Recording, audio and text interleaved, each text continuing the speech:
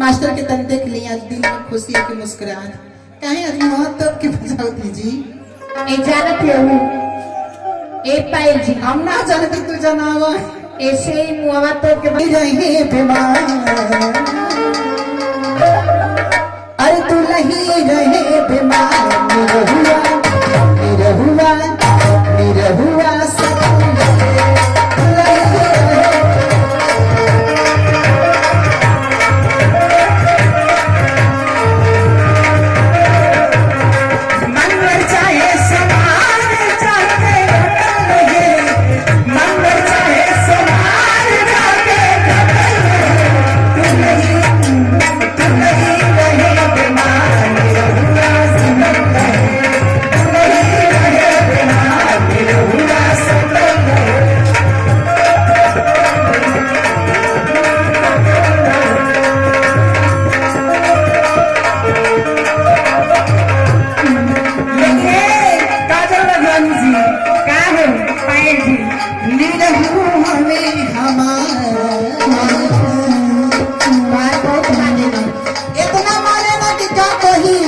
आजकल बतियाओ था एक जन इससे कथो की क्या दिक्कत है जाने मन तुमको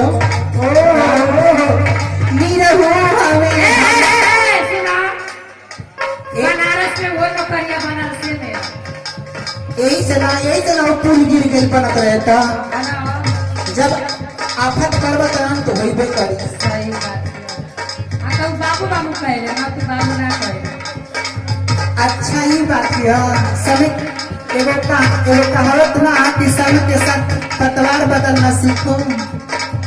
ये बात है निरहु हमें हमारे हमसे